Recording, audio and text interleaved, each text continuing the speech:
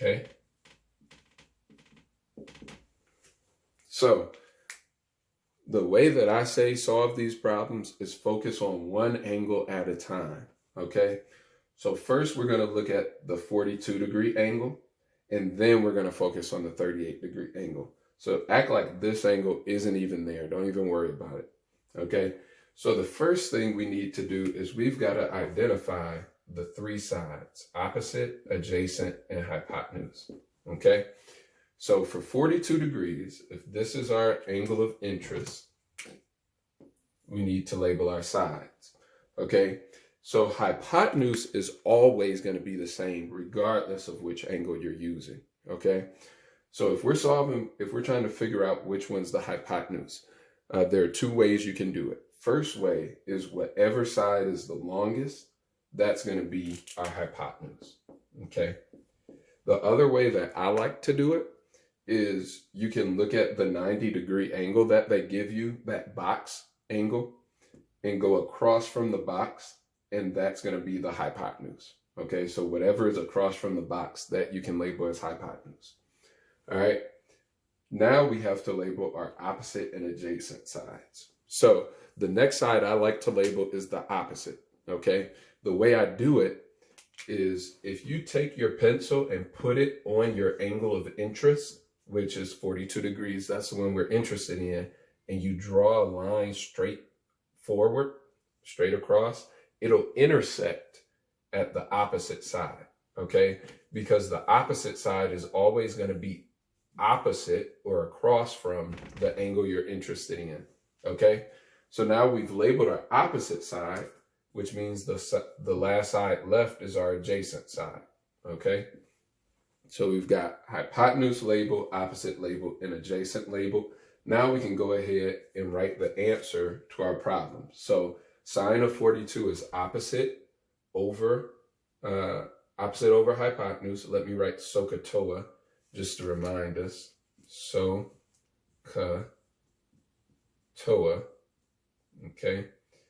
So opposite over hypotenuse, which is going to be 4 inches over 5 inches. Cosine of 42 is adjacent over hypotenuse, which is 3 inches over 5 inches. And tangent of 42 degrees is going to be opposite, 4 inches, over adjacent, which is 3 inches.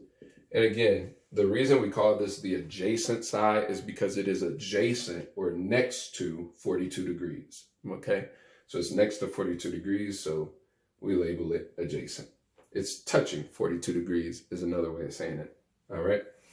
So now a key point actually to remember, always label your hypotenuse first, because if you try to label your adjacent side before your hypotenuse, you don't exactly know which of these to label adjacent because both of them are next to 42 degrees. Both of them are touching 42 degrees.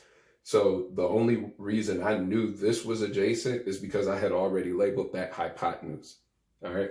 So always label hypotenuse first.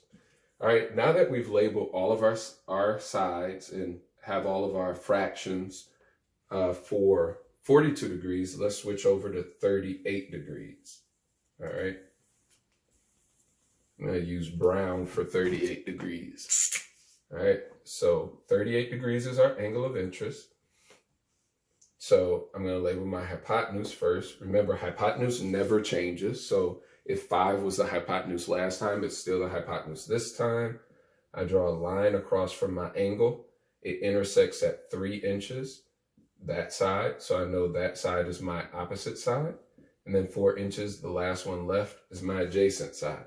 So now I can go ahead and label my values. So sine is opposite, which is 3 inches, over hypotenuse, 5 inches. Cosine is adjacent over hypotenuse, which will be 4 inches over 5 inches. And then tangent is opposite over adjacent, which is 3 inches over 4 inches. Okay? So it's pretty straightforward, but that's how you do it, y'all. Just to recap, we just went over what is sine, cosine, and tangent, what are sine, cosine, and tangent, and then how do you identify opposite, adjacent, and hypotenuse on a triangle, and then how do we write those as fractions. All right, have a great one.